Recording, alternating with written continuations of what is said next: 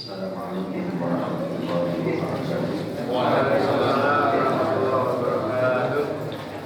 Alhamdulillah, alhamdulillahilladzi nazzala al-furqana ala 'abdihi liyakuna lil 'alamina nadhira. Wa huwa alladzi ja'ala al-laila wan nahara khilfatan liman arada an yadhakkara aw arada syukura. Asyhadu an la ilaha illallah wahdahu la syarika lahu wa asyhadu anna Muhammadan 'abduhu wa rasuluh.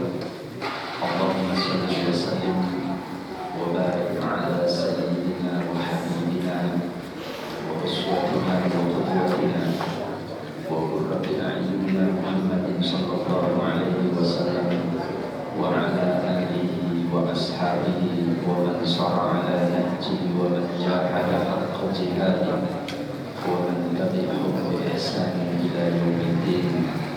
Allahumma la sahla illa ma ja'altahu sahla wa anta taj'alul hazna idza syi'ta sahla.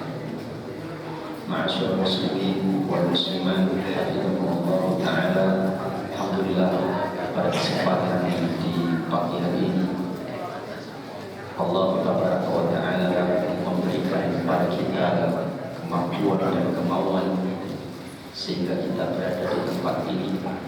Karena tanpa Allah memberikan kemampuan dan kemauan, maka saya kita tidak akan berada di tempat ini. Berapa banyak orang diberikan kemauan tetapi tidak diberikan kemampuan, maka juga tidak akan hadir di tempat kajian-kajian. Dan berapa banyak orang yang punya kemampuan tapi tidak punya kemauan, juga tidak akan hadir di tempat ini.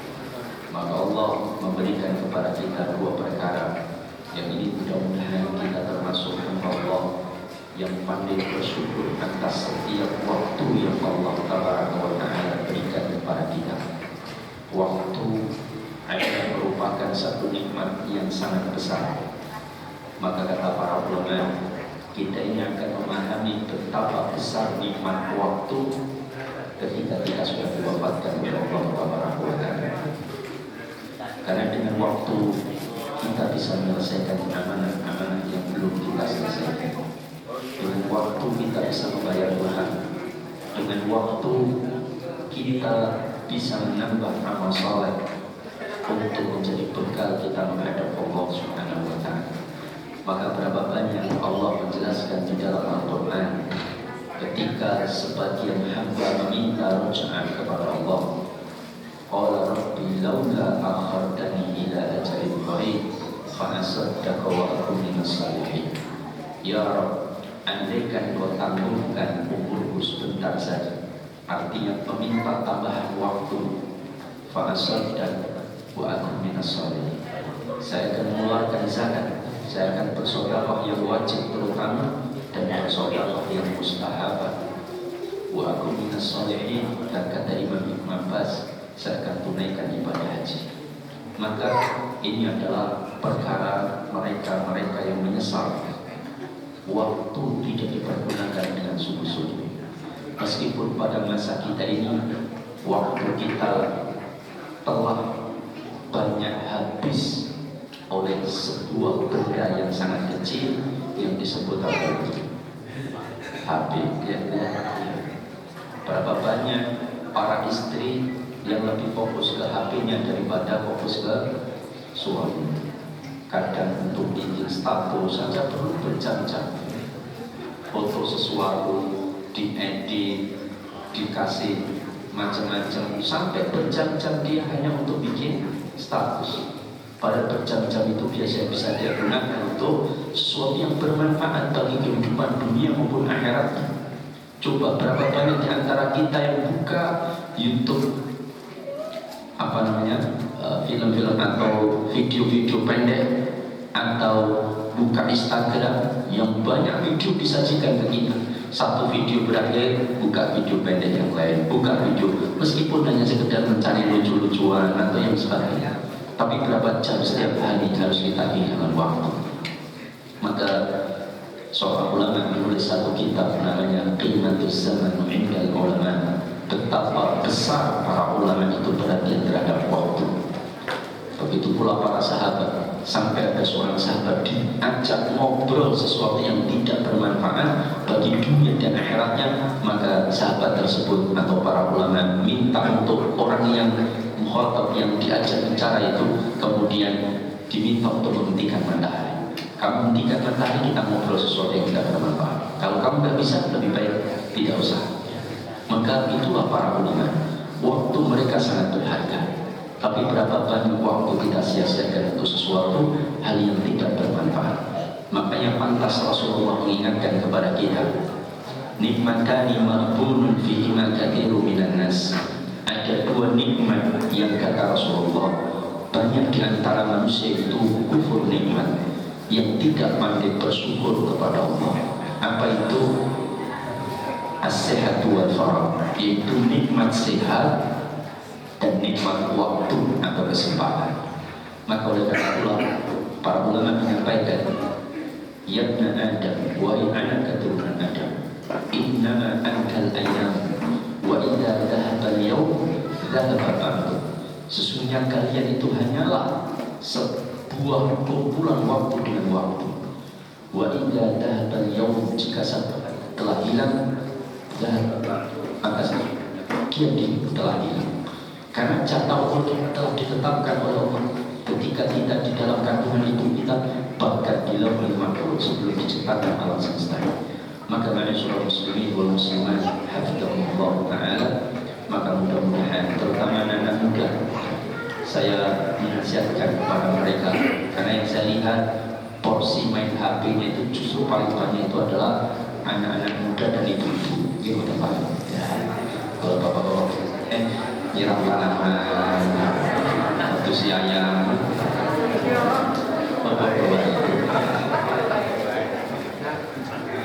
ya, maka jangan disibukkan kita itu dengan status.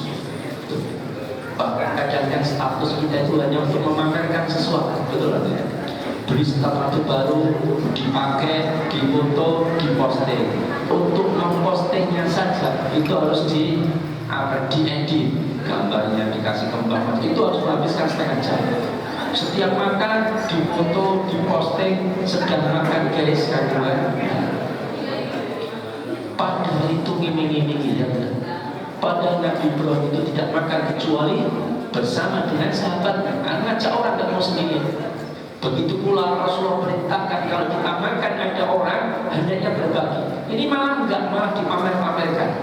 Sate kambing guys, gue makan apa lho? Itu malah dipamerkan. Itu yang baca status kita. Itu ketika dia melihat kita sedang makan sate, tadinya dia itu enggak mengeluh ketika disajikan istri atau suaminya tempe, itu enggak mengeluh. Tapi ketika dia status kita sate, itu enak kan, udah gue yang ini. Dia mengeluh. Sebab siapa? Sebab kita pasang status. Makanya para ulama, salah satunya Imam Ibnu Katsir rahimahullah, menyebutkan tentang asbabun nuzul turunnya surah At-Takatsur, Alhaakumut Takatsur hatta zurtumul maqabir. Berpegang-pegang telah melalaikan kamu sampai kalian masuk ke dalam maqabir. Surah ini disebut oleh para ulama juga surah Al-Maqabir. Tapi intinya kata para ulama, kenapa turun ayat ini? Karena orang-orang Quraisy saat itu suka memamer-pamerkan apa yang menjadi miliknya. Dikit-dikit dipamerkan, sama seperti yang terjadi di masa kita ini. Buju ayu dipamer-pamer ini orang, ya ada nggak begitu? Ada. Bujunya kok ganda singayu, terus difoto, terus jadikan DP. Orang lain biar tahu kalau istrinya cantik. Padahal memamerkan itu bisa kena satu penyakit namanya ain. Makanya kata Syekh Utsaimin rahimahullah bahwa kenapa Allah membiarkan ada penyakit ain, yang kata Rasulullah innal ainul haq, sesungguhnya penyakit ain itu adalah benar ada. Itu karena supaya kita itu tidak suka pamer. Ya, betul ngomong tadi. Cukup lambiannya pamer ke anaknya, ayu pamer ke ya. Semacam-macam. Terus pokoknya itulah manusia. Maka jangan dimuliakan Allah. Kadang suasana hati seseorang itu bisa dibaca dari status yang bilang, iya kita tahu hanya bikin status pancen kudu sabar urip karo kowe. Misalkan ya, statusnya itu sebetulnya orang sudah tahu dia sedang berkosong dan tidak bahagia dengan suaminya, ya benar. Iya. Maka hadiah dengan status. Kita bikin status sesungguhnya sedang mengumbar aib yang kita maksud. Ketika orang lain tahu, tapi kalem ternyata berasa ya kan itu tidak. Maka kalau supir truk memang statusnya DHP di pangkat truk ya, itu bisa kita baca itu sesuai dengan isi hati supir truk.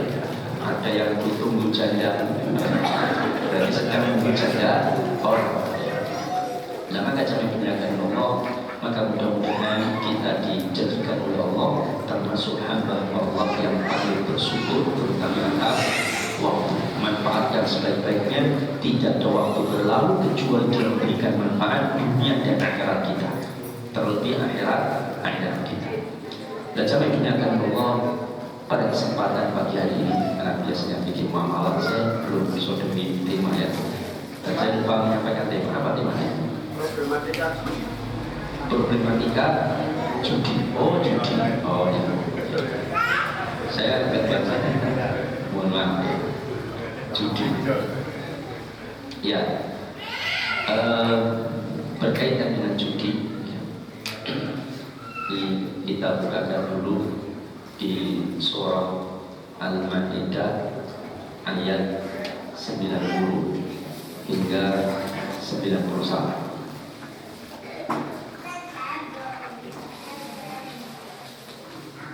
Surah Al-Maidah ayat 90 hingga 91. Yang punya handphone silahkan dibuka. Kata para ulama, ini ada 7 sebab kenapa judi itu haram. 7 sebab kenapa judi itu diharamkan oleh para ulama. Sebelum kita bahas ayat ini, kita tahu judi di Indonesia itu sangat besar. Saya hanya membaca laporan di berita berdasarkan laporan PPATK. Kalau PPATK bahwa tahu ya, itu judi kita di Indonesia yang online ya, belum yang offline. Yang offline itu yang di tengah-tengah hiburan, foto gaplek itu Pak, pakai duit itu offline Pak. Atau yang di bawah beringin, botoan kaki jago itu offline. Atau yang ada di gantangan-gantangan lomba mano sing bayar hadiahnya dari peserta iuran, itu juga offline, judi offline. Yang iuran ya hadiahnya dari iuran. Nah, yang online saja tercatat tahun 2022 itu ada 121 juta transaksi judi online. Transaksinya sebanyak 121 juta transaksi dengan nilai nominal 155,4 triliun Pak. Besar atau tidak? Besar. Ini bukan saya buat laporan di PPATK Pak. Silakan nanti kita di internet.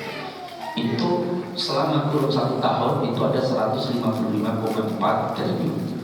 Dan setelah dicek itu rata-rata yang mereka bermain judi itu di bawah 10.000, 40.000, 30.000, 10.000. Dan itu menunjukkan betapa banyaknya orang yang bermain judi.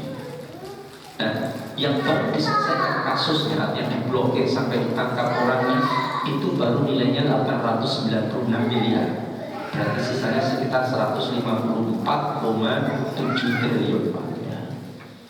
Kenapa ada yang disebutkan ada backingan atau selain saya nggak tahu. Yang jelas kata salah satu anggota dewan di PKD pusat, backingannya dapat 5%.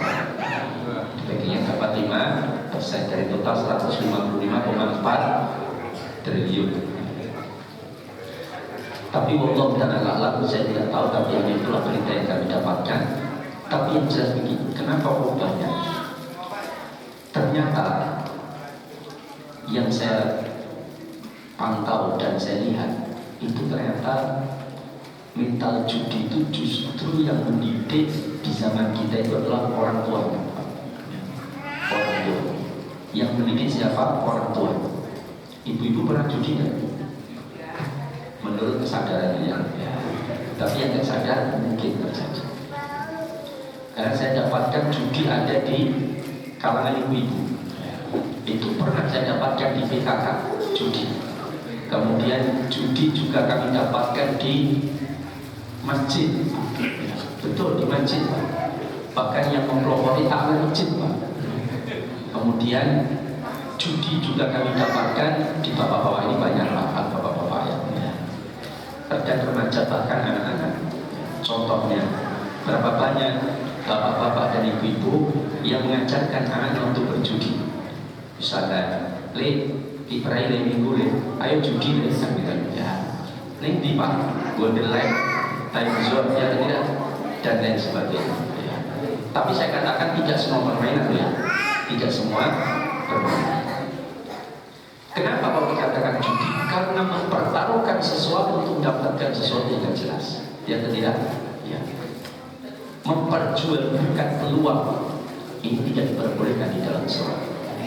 Contoh misalkan, anaknya diajak, nih bapak deposit dulu 1.000, dapat kartu ya tidak 50.000. Nah sini ya judi ya sama bapak, itu ada boneka di kaca. Ini tak gesek bapak ya, petangnya dulu kan, coba main-main petangnya, tenangan jikupai boneka. Siapa? Maka turun tangan besi, geser-geser, diambil. Jatuh Pak. Apa kata bapaknya? Nah, penjudi itu tidak boleh putus asa. Taruhkan lagi 4. Ini bahasanya ini buat dengan ini Pak. Ini kan bahasa kan dari apa namanya sesuatu yang tersirat, sesuatu yang tersirat ini. Nah, coba dinyatakan Allah, ini terjadi nggak di kalangan bapak-bapak ibu-ibu? Karenanya terjadi. Bahkan saya sendiri ada juga yang masukkan poin dimasukkan.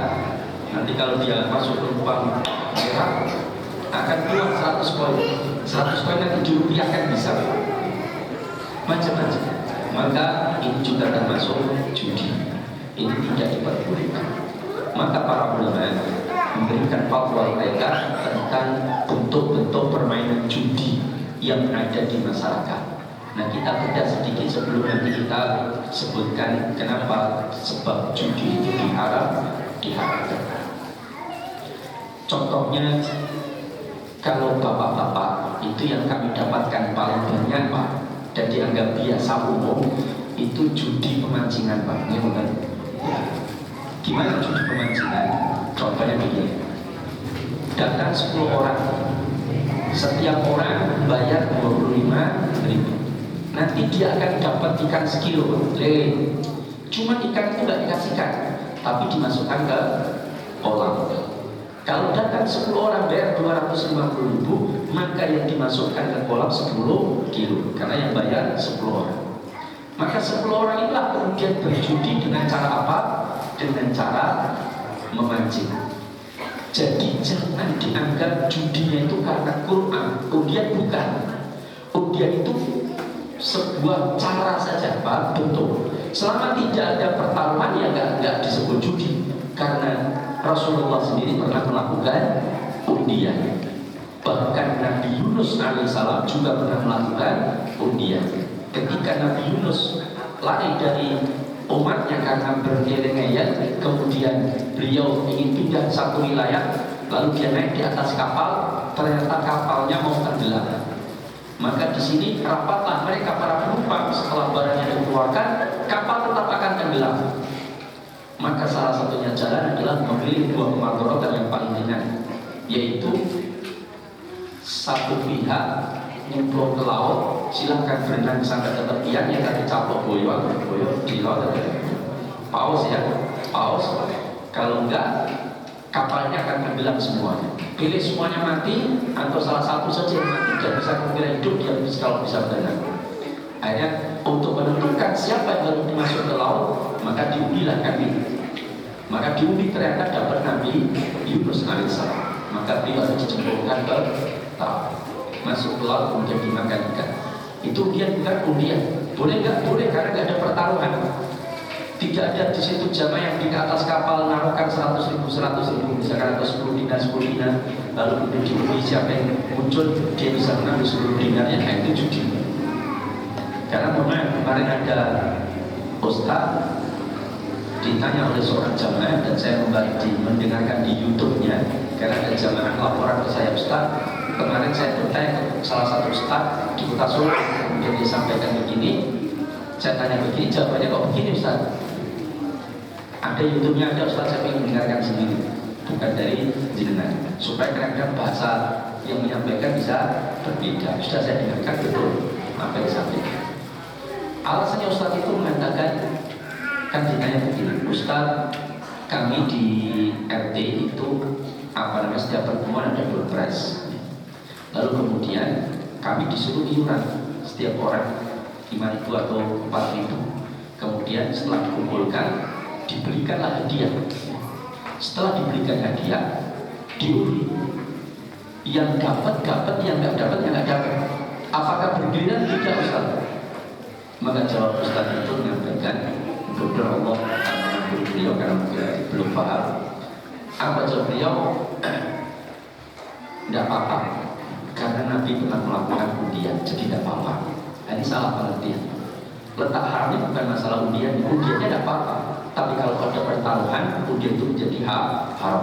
Kalau ada pertaruhan, pemancingan itu menjadi haram. Bukan masalah undian, tapi masalah pertaruhan dan sesuatu yang tidak jelas. Judi itu adalah gharar yang jalan yang betul-betul besar. Maka ini tidak diperbolehkan. Maka jangan dibiarkan Allah. Ini tentang undian. Jadi jangan dianggap pasti judi belum dari.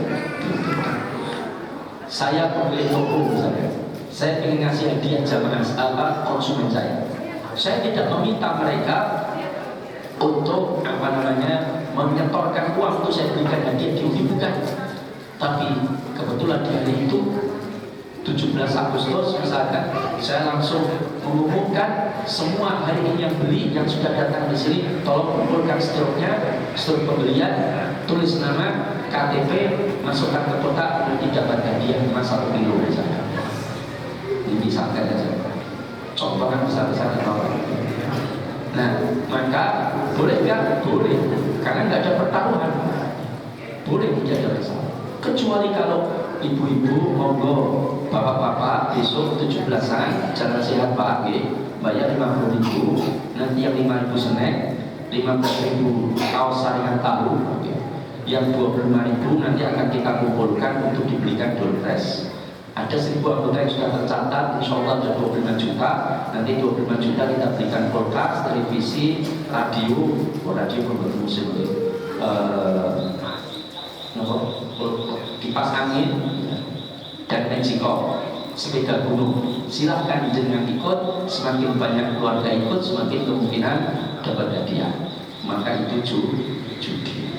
Dan ini sudah dikeluarkan fatwa oleh MUI, Majelis Ulama Indonesia. Lama dan sampai digunakan Allah, ini tidak diperbolehkan. Tapi kalau dari sponsor, tidak apa-apa. Misalkan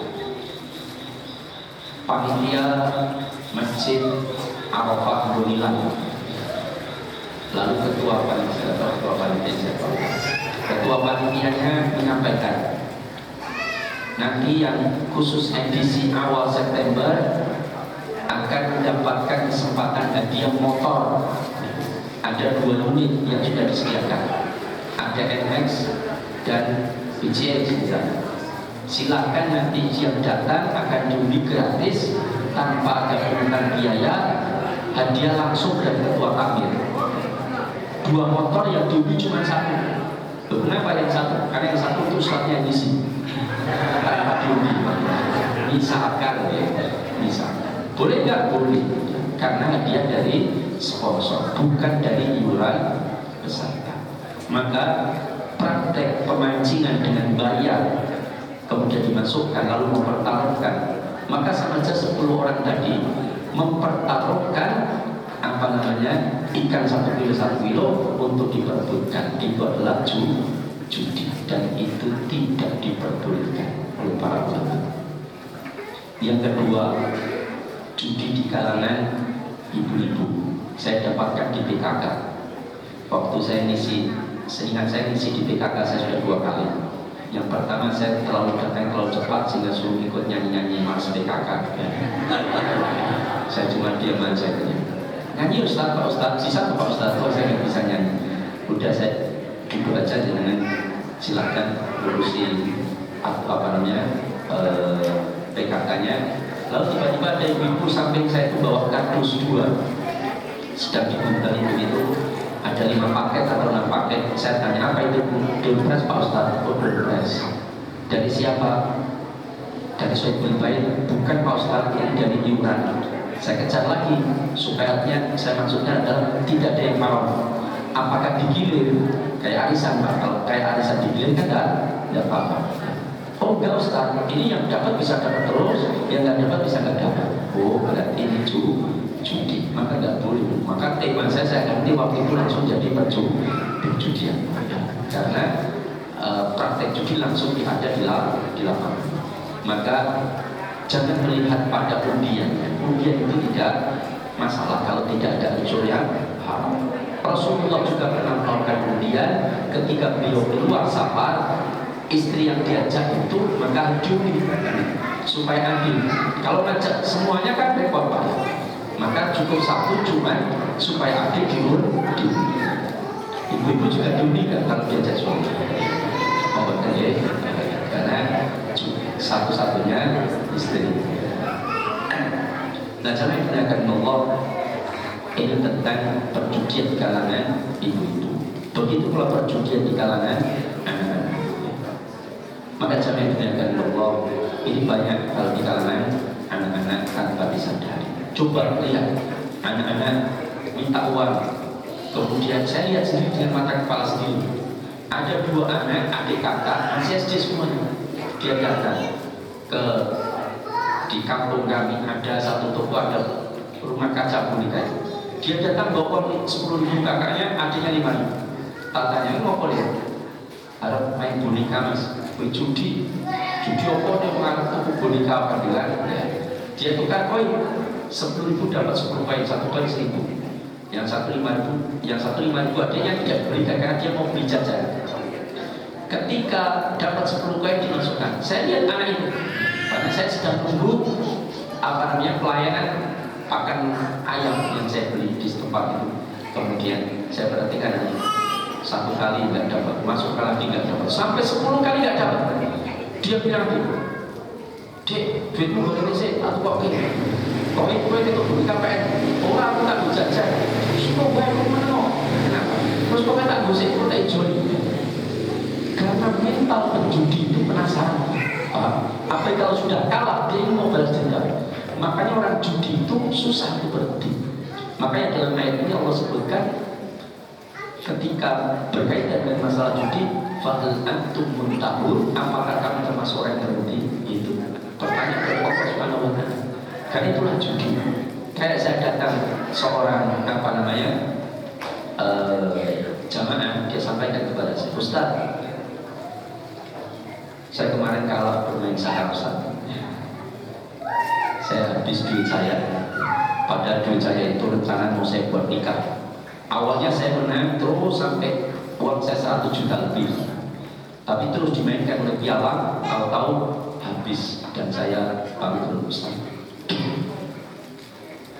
Kemudian saya utang sama saudara, diutangi 20 juta atau sekian juta saya lupa, bangkrut lagi Ustaz. Nah saya diberitahu bahwa itu praktek termasuk mengandung unsur judi. Jadi ini sudah keluarkan fatwa oleh MUI. Makanya kalau mau beli saham mencari capital J. Capital J itu selisih harga saham yang berubah setiap waktu. Itu tidak diperbolehkan. Tapi kalau mau beli saham untuk mendapatkan dividen itu bagi hasil itu tidak mengapa. Tapi dengan syarat-syarat yang lain. Nah, maka katanya tidak boleh. Gimana letak haram Ustaz? Kita jelaskan panjang lebar. Apa kata dia? Jadi haram Ustaz ya. Ustaz, kemarin saya cerita sama teman saya bilang mau modal saya lagi Ustaz 20 juta. Tapi saya niat sekali terakhir Ustaz. Pokoknya saya ingin menginginkan duit saya yang dulu saya pakai untuk main saham hilang, saya hanya mengembalikan itu saja Ustaz. Setelah itu saya akan berhenti Ustaz. Ya, kan gitu. Boleh kan Ustaz? Maka saya boleh, tapi dengan dua syarat. Jangan sudah kontrak dengan malaikat maut agar tidak dicabut nyawanya sebelum menang. Ya, tidak. Yang kedua, jangan pastikan pasti menang, pasti untung. Bisa nggak pastikan dua perkara saya bolehkan? Ya nggak mungkin Ustaz. Ya sudah, Mas, penyakit berjudi itu penasaran dan ada denda. Makanya Allah sebutkan di sini sebab judi itu haram. Sudah, kalau jangan turunkan, jangan bangkrut. Saya tidak beberapa waktu lalu, tidak terlalu lama, sekitar sebulan kurang, saya diminta oleh seorang ibu suruh menceramai anaknya tentang judi. Anak ini jadi nikah umur 43 atau 44, dan dia kalah judi itu, judi online Pak.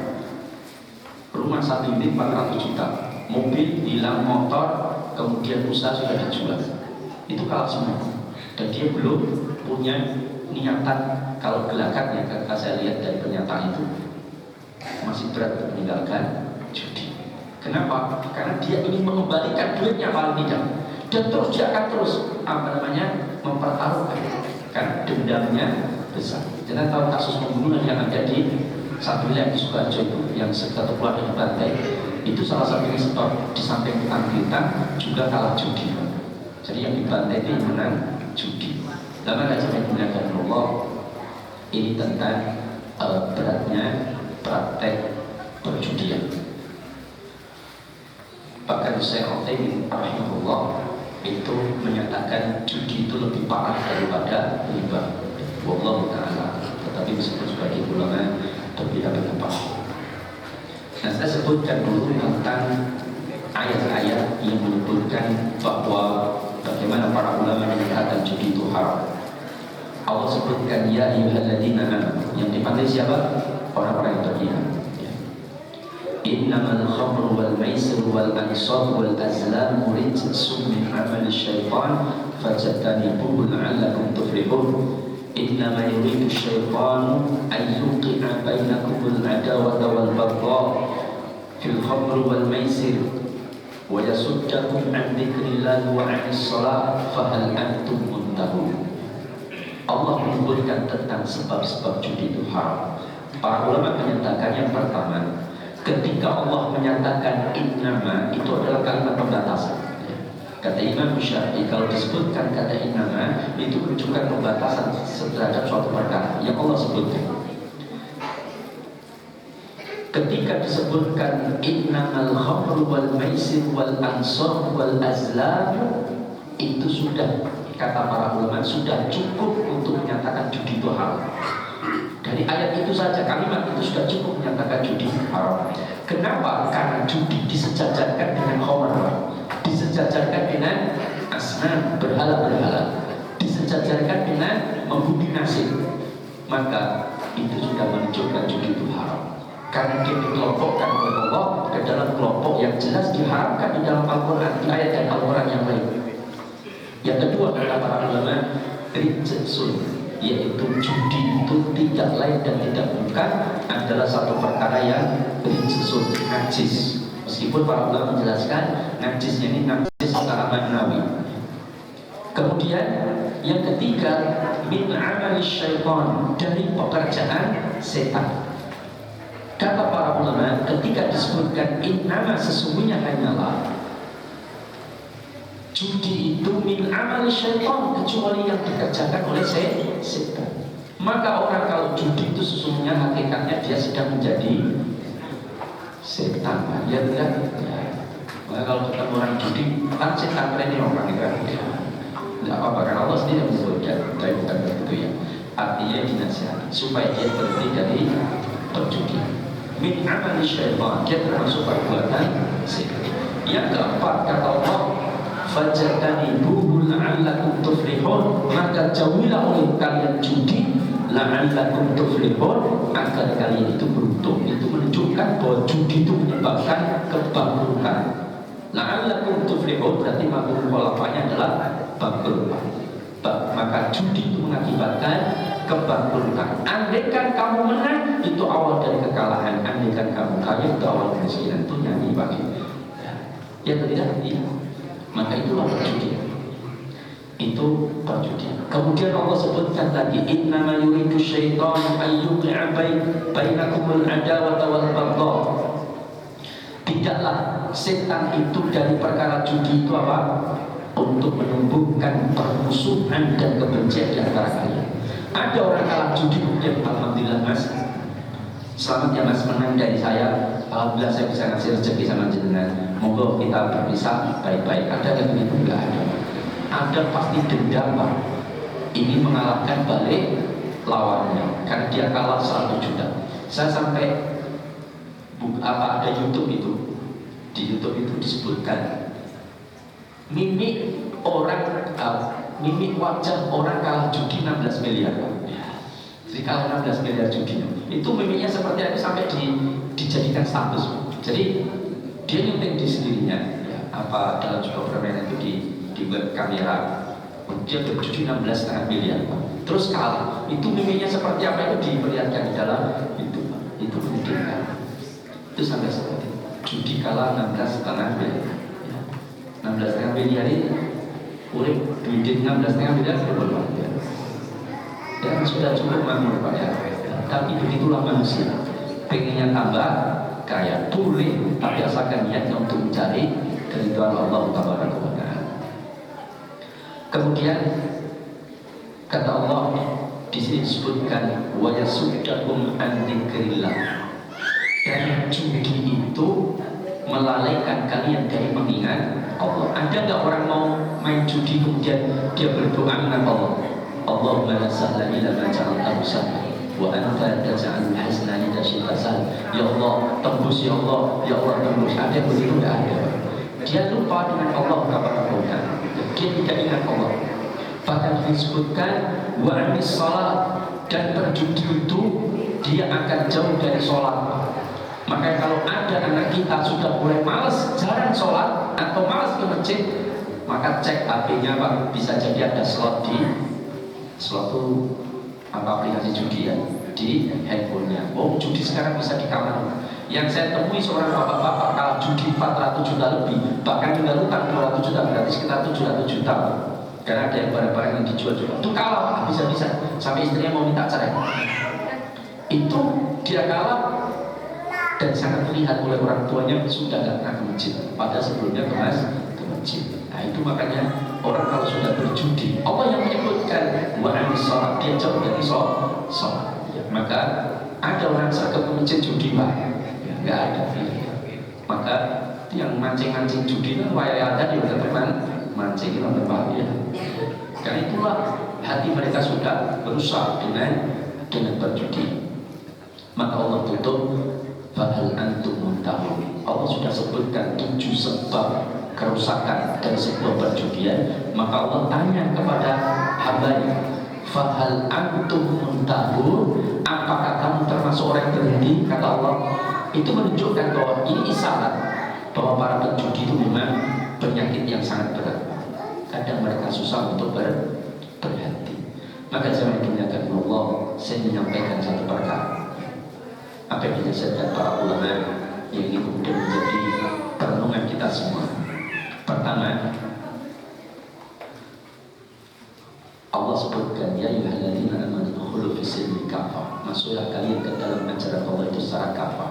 Kafah itu maksud apa? Keseluruhan, sesuai kemampuan kita tentunya.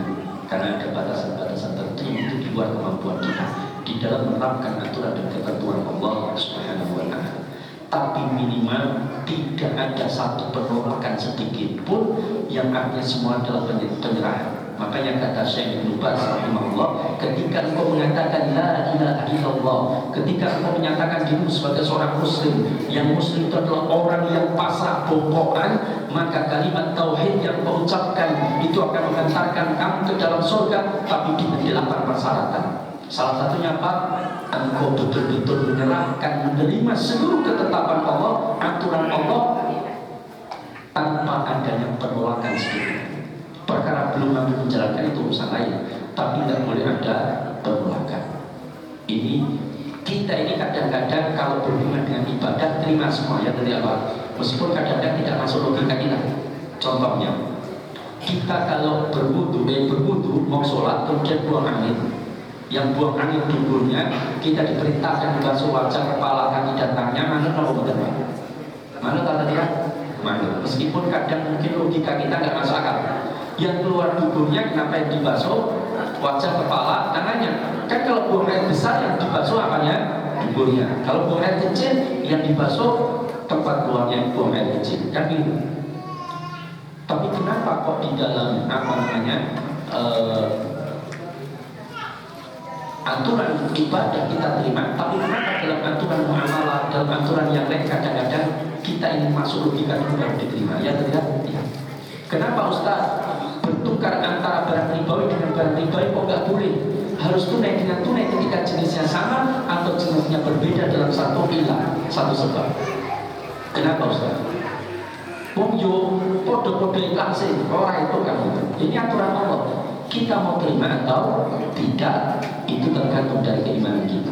Kita masuk logika atau tidak, terimalah kata para ulama. Kita itu hanya bisa sami'na wa ata'na. Kita dengar dan kita taat. Kalau kita tidak tahu hikmahnya, fas'alu 'ala dzikri in kuntum la ta'lamun. Bertanyalah kepada para ulama apabila kita tidak mengetahuinya. Kan begitu. Kadang-kadang terutama para wanita. Baru kemarin subuh saya cekkan kepada para wanita, karena salah satu hal yang harus diperhatikan itu kata para ulama, kita ini wajib mendahulukan nakal daripada akal. Nakal itu dalil itu didahulukan selama dia sahih dari sunnah dan selama dia dari Al-Quran dengan penjelasan yang benar dari para ulama, maka wajib kita dahulukan daripada akal kita. Maka kata Ali bin Abi Thalib radhiyallahu taala anhu, andaikan agama itu harus sesuai akal manusia yang berbeda-beda, maka rusak agama ini.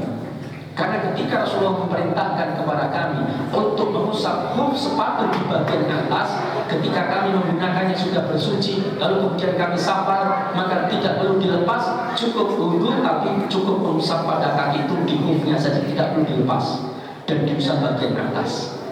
Kalau seharusnya menurut akal kami, kata Ali bin Abi Thalib, seharusnya diusap itu bagian bawah, karena yang menjadi kotoran bagian bawah. Tapi Rasulullah memerintahkan bagian atas, sudah sami'na wa ata'na, kata Ali bin Abi Thalib. Begitu pula Aisyah radhiyallahu taala anha. Beliau mengatakan ketika ditanya, ya Aisyah, kenapa ketika kami datang bulan, lalu kemudian kami diperintahkan untuk tidak sholat dan kami diperintahkan tidak puasa? Tapi kenapa masalah puasa kami disuruh mengqadha, tapi masalah sholat justru kami tidak disuruh mengqadha? Bukankah sholat lebih utama daripada puasa? Maka kata Aisyah, begitulah Allah dan Rasulullah memerintahkan kepada kita sami'na wa ata'na. Begitulah Ibnu Abbas ketika ditanya, ya Ibnu Abbas, kenapa Rasulullah mengharapkan keledai piaraan, daging keledai piaraan, tapi kalau keledai liar malah halal? Ini kenapa ya Ibnu Abbas? Ibnu Abbas mengatakan, saya tidak tahu secara persis apakah karena kekhawatiran Rasulullah keledai piaraan itu kalau dihalalkan itu akan hilang hewan yang biasa digunakan untuk menjadi alat transportasi buah barang-barang. Apakah karena itu atau tidak, saya tidak tahu. Tapi yang jelas Rasulullah memerintahkan demikian, kita tinggal sami'na wa ata'na. Dan saya cekkan, misalkan dalam kaitan masalah harta, ada satu kasus saya tanyakan, ketika suami istri menikah, si istri gajinya 3 juta, si suami gajinya 9 juta, maka dua-duanya mencampurkan harta untuk beli tanah, beli rumah, beli mobil, beli macam-macam dan sebagainya. Lalu ketika suaminya berusaha bikin warung, istrinya bantu, kadang bantu sampai lembur, kemudian sukses, kaya raya. Setelah kaya raya, suaminya nikah lagi. Biasanya kalau laki-laki kaya raya nikah lagi atau tidak? Tergantung ya. Makanya jadilah wanita yang pandai di dalam mengikat hati suami agar tidak pindah ke lain hati. Ini dari ibu. Nah, sebab suami mau berzina atau ingin nikah lagi itu bisa jadi, saya tidak menyatakan, bisa jadi salah satu sebabnya karena perilaku istri. Tak rumah datang tutup pintu, tutup biro mas, ya, bukan muncul nopo mas, teh, kopi, nopo gitu. Ketika suami salah dunia mereka itu di depan anaknya, di depan saudaranya tidak.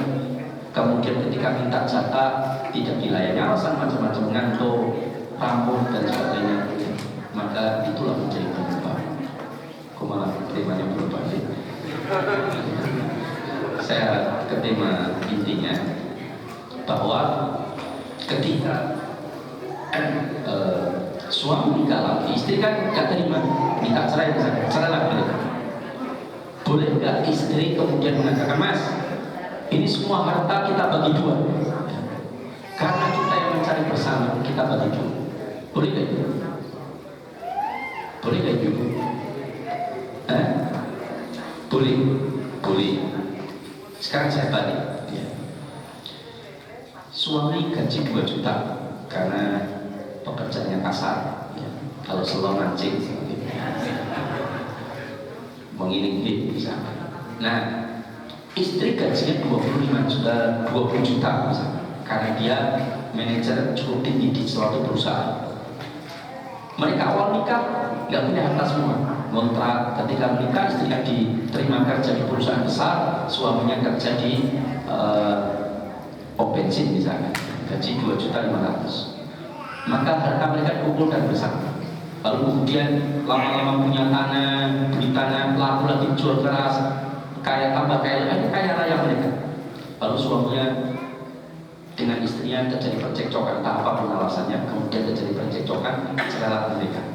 Lalu suami bilang, "Dek, ini semua harta milik kita bersama, kita bagi dua. Boleh nggak ibu-ibu? Boleh nggak? Nggak boleh." Makanya Allah ingin tunjukkan wanita itu pakainya perasaan. Dia bukan ibu. Betul. Pakainya perasaan. Makanya tadi malam, mohon maaf ya, tadi malam datang kepada saya, Ustaz, kami ada masalah. Mudah-mudahan yang tidak hadir di sini ya, tapi insya Allah nggak, bukan orang sih. Dia datang ke saya, tak menyebutkan nama, saya menyebutkan kasus Pak. Makanya hati-hati dengan perasaan. Ada suami istri yang sudah bercerai, 2 tahun mereka bercerai, dan ditengah oleh seseorang datang ke rumah saya, Ustaz, kita mau konsultasi, siap, mau silakan. Pada Isa tadi malam, habis itu menceritakan kasus, langsung jawab, iya, mau silakan. Saya sudah mentalak istri saya, sudah 3 kali Ustaz, saya mentalak istri saya. Habis itu setelah saya talak, kami berpisah, istri saya pulang ke Jakarta, saya di Solo dengan anak-anak. 2 tahun kemudian istri saya ingin balik lagi, teklek kecemplung, kalian rapai-payu ingin balik kan.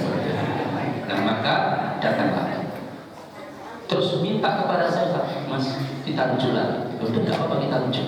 Tapi kan kamu sudah talak 3. Tapi kan saya waktu itu desak Mas untuk mentalakkan juga. Dan saya juga dalam kondisi emosional, ya, karena tengkar, emosi. Wes aku cerai wae, kamu tak boleh di Jakarta. Terus bayangnya ngomong, wes cerai langsung terus sekalian kan gitu kan? Ya, langsung nikah sekalian. Betul kamu tidak dicerai? Iya. Langsung aja, dan saya ceraikan kamu, kamu tak ceraikan, kamu tak ceraikan, kamu tak ceraikan, 3 kali talak sekaligus. Oke, selesai. Pisahlah mereka. Kemudian diurus, si istri tadi minta untuk urus di pengadilan. Di pengadilan betul kamu sudah talak 3, betul Pak Hakim. Dan sekarang kamu ucapkan talak 3 kali di depan saya kepada supaya jelas betul-betul kamu sudah mentalak 3 kali. Karena kalau sekali kan baru macam-macam. Itu kata si yang menyampaikan kepada saya. Kemudian diucapkan 3 kali di pengadilan, karena yang si perempuan juga nggak pernah hadir, akhirnya jatuh surat cerai talak 3. Nah kami mau lucu Ustaz, apakah harus saya menikah dulu dengan orang lain kemudian cerai baru menikah? Maka saya sampaikan, kan waktu itu saya emosi Ustaz, saya sudah marah sama suami dan sebagainya, saya minta cerai. Maka saya sampaikan, begitulah Allah Ta'ala menetapkan dengan segala hikmahnya. Kenapa talak itu di tangan suami, tidak di tangan istri? Coba kalau talak di tangan istri, kita semua udah muda mungkin Pak. Ya enggak. Ketika istri saya kata, terus tak cerai Mas, ya boleh kalau kata kan, sudah cerai kita Pak. Tapi talak itu di tangan para suami. Suami itu pakai logikanya lebih kuat daripada perasaannya. Dipikirkan betul. Makanya kenapa talak itu harus sesuai sunnah. Meskipun talak bid'ah itu tetap jatuh menurut pendapat yang saya ambil. Contoh misalkan talak 3. Memang ada ulama mengatakan talak 3 itu nggak jatuh sekaligus, nggak bisa Ustaz, karena satu kali talak baru kemudian proses, kemudian kalau betul baru talak sekali lagi, muncul talak lagi, baru masa sudah talak ditalak lagi. Oke, memang itu bilang di dalam para ulama. Tetapi kalau jangan tanya kepada saya hanya mengambil pendapat para ulama yang menurut saya lebih aman. Tapi saya tidak berani menyatakan jangan harus begitu, tidak. Tetapi ini yang begini, talak itu kan ada talak bid'i, ada talak sunni. Talak sunni, talak bid'ah. Talak bid'ah itu misalkan mentalak istri dalam keadaan haid, itu tidak boleh. Meskipun dia dalam keadaan haid, kita talak tetap jatuh, tapi talak kita tidak sesuai sunnah. Ya. Karena talak itu bisa mendatangkan pahala, betul. Ya. Kalau sesuai dengan sunnah, alasannya pun juga syar'i. Kemudian talak bid'i yang lain, setelah dia suci, kemudian digauli dulu baru dicerai, Pak. Itu juga talak yang tidak sesuai sunnah. Siapa tahu digauli terus hamil, Pak? Ya kan ya? Itu masalah. Atau mentalak istri sedang hamil. Atau mentalak istri 3 sekaligus, itu juga talak bid'ah. Cuman kata para ulama tetap jatuh, Pak. Tapi talaknya tidak sesuai sunnah. Lah terus gimana Ustaz? Apa saya harus menikah lagi Ustaz? Saya pengen balik sama suami. Ya makanya jagalah perasaan kita, Pak, ya tidak? Ya. Maka hati-hati dengan perasaan kita. Makanya perempuan itu jangan mudah minta diceraikan. Suami disakta atau diceraikan kan bilang. Ya, tapi kan saya terdesak gimana Ustaz? Dan jangan sadar kan ketika istri minta, apa istri kemudian ngacukan pisau di leher dengan tidak bisa apa baru kata talak tanpa dengan kerelaan, itu baru terdesak. Tapi kalau dengan nantang, minta cerai, tak cerai, berarti kan sadar, Pak, ya tidak? Dan dalam keadaan bukan yang sangat darurat. Wallahu ta'ala alam. Tapi saya menyampaikan ini karena semua pernyataan dipertanggungjawabkan di akhirat. Saya yang menyampaikan inilah pendapat yang ulama yang saya ambil. Tapi jangan tidak terima dengan pernyataan saya ini dari fatwa para ulama, silahkan ambil fatwa ulama yang lain, itu juga silahkan. Saya tidak melarang, silahkan. Tapi saya pribadi melihat keadaan seperti itu, kecuali hanya jalan jenengan dinikahi oleh orang lain secara alamiah, dicerai baru kemudian boleh jenengan balik. Karena jenengan ini sudah jadi mahram muqayyad, mahram haram dinikahi dengan terikat, yaitu sampai jenengan dinikahi orang lain baru diceraikan, baru kemudian menjadi bukan mahram. Wallahu ta'ala bishawab. Makanya kedepankan nakal daripada akal. Kadang perasaan. Kalau mengedepankan akal, Nabi Nuh tidak akan mau membuat kapal di atas bukti pada pasir. Ya tidak, ini perintah yang tidak masuk logis. Tapi itulah Nabi Nuh alaihissalam memberikan perintah. Kemudian Allah memberikan kunci yang ketiga, innamal usri yusra. Sesungguhnya di balik kesulitan itu banyak kemudahan. Aturan Allah yang sulit sekalipun pasti di balik itu ada banyak kemudahan jika kita manut dengan Allah Taala. Dan ini buktikan betul. Saya itu ditelepon oleh seseorang. Kemudian dia sebuah tim penyihatan sebuah rumah sakit. Saya ditelepon, Ustaz, kami ada masalah. Apa? Dalam 1 pekan lagi harus membayar karyawan sejumlah 400 juta. Kami nggak punya duit, Ustaz. Rumah sakit itu sudah mau bangkrut karena konflik yang berkepanjang. Oh sudah. Kemudian akhirnya saya ditelepon beliau. Tapi tim yang lain minta utang ke bank. Utang ke bank. Tapi banknya syariah, Ustaz. Ya tidak apa-apa kalau banknya syariah, betul. Oke, saya datang. Tapi saya minta untuk datang untuk menyampaikan pendapat tentang masalah apakah akadnya sudah sesuai syariat. Ketika disampaikan, saya langsung pada intinya, tidak terlalu panjang. Intinya saya sampaikan, mohon maaf, saya mengambil pendapat ulama ini tidak diperbolehkan karena ini hilang. Karena hasilnya jenengan itu utang-utang. Kemudian jenengan akadkan ijarah yang lain, berarti memasukkan akad jual beli pada utang piutang. La yahillu salafun wa bai', tidak dihalalkan utang piutang diikuti dengan jual beli. Dan kata Syekh Utsaimin, jual beli itu termasuk ijarah, yang termasuk jual beli jasa. Ini tidak diperbolehkan, sama-sama mengambil manfaat. Kalau menurut pandangan yang saya ambil dari fatwa para ulama, ini tidak diperbolehkan. Tim 5 orang yang lain, Ustaz, 400 juta seminggu lagi Ustaz. Duit dari mana Ustaz? Kami juga semua nggak punya duit. Ketua panitia bilang apa? Ustaz, insya Allah saya tidak akan jadi mengambil ini. Saya yakin Allah akan memberikan pertolongan. Betul. Sebenarnya rumah sakit itu punya dana COVID. Dana COVID-nya 3 miliar, tapi baru dibayar 6 bulan lagi. Sedangkan bayarnya kurang seminggu, Pak, bayarkan. Setelah selesai kamu tanggung jawab ya, kamu sebagai ketua silakan. Ya, saya tanggung jawab. Saya menyandarkan kepada Allah. Ini tawakalnya orang itu saya acung jempol Pak ya. Maka kemudian saya tenang, saya nggak tanggung jawab, kan dia cuma ngomong aja Pak ya. Dan saya tenang-tenang aja. Cuma saya juga punya tanggung jawab moral Pak, bagaimana mendoakan orang tersebut agar Allah berikan jalan keluar. Dan apa yang terjadi? Tetap ikhtiar, karena tawakal itu tapi berambil ba'da judi wa ikhtiyari wa kifai. Makanya udah Mas, saya bilang Pak, coba kita utang sama si Fulan. Saya kenal si Fulan, dia orang kaya, kita utang sama beliau. Kita datang ke beliau, karena beliau seluruh perusahaan saya sudah saya jualkan ke anak saya semua. Jadi saya tidak memegang duit lagi, pokoknya saya hidup ya seperti tanian, saya sudah selesai. Akhirnya ya nanti kalau ada saya bilang ke anak saya untuk diberikan. Padahal ditunggu-tunggu waktu enggak tinggal 2 hari Pak. Bayangkan tinggal 2 hari, 400 juta kalian bisa ngamuk Pak. Apa yang terjadi? Tiba-tiba dia ditelepon oleh sahabatnya. Dia kabar, saya ini di Solo ya. Kamu di mana? Saya di Dinas Kesehatan, Kementerian Kesehatan. Mau ini rumah sakit toh? Apa sih cetak uang? Rumah sakit saya ini ada masalah. Ada dalam COVID yang berujar. Wes tak cari. Sesuk cair kan itu langsung Pak. Nah seharusnya 3 miliar cair 6 bulan lagi. Itu cari 1,5 miliar Pak. Besoknya. Inilah min haitsu la yahtasib. Tapi bagi orang yang betul-betul yakin Pak, oh kalau saya keluar dari ini nanti gimana anak saya makan Ustaz? Pada tabungan berapa? 50 juta. Gimana Anda khawatir anak saya nggak bisa makan? Anak yang bisa makan tabungannya masih 50 juta. Maka innaka lan tad'a syai'an indika Allah illa ataqallahu khairan. Betul berubah tidak langsung drastis, tetapi gerak 2 sedikit demi sedikit iya. Tapi harus ada niat di dalam hati untuk berubah. Meskipun tidak mampu berubah seluruhnya, tapi paling tidak ada niat dari diri kita berubah sedikit demi sedikit sesuai dengan kemampuan kita. Wallahu ta'ala a'lam bishawab. Sedikit cukup. Ada pertanyaan? Tidak ada Ustaz, alhamdulillah. Ada? Oh, saya silakan kalau ada. Ada ibu apa tahu deh ya apa ya karena dunia ini adalah pelajaran bagi seorang mukmin, tapi yakinlah surga itu mahal juga. Makanya para ulama menyampaikan inna sinatullah ghali, sesungguhnya barang dagangan Allah itu mahal, sangat mahal. Siapa yang mau berdagang dengan Allah Subhanahu wa ta'ala? Tidak ada ya. Oh, ada silakan. Iya. Surat Al-Maidah nomor 90 itu dan mengundi nasib dengan anak-anak itu juga termasuk haram. Seperti itu. Bagaimana dengan mengundi nasib dengan anak-anak?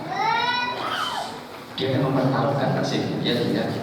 Sekarang kemudian artinya begini, dia mempertaruhkan sesuatu untuk dengan anak-anak itu kan juga tidak diperbolehkan karena ada pertaruhan yang tidak jelas.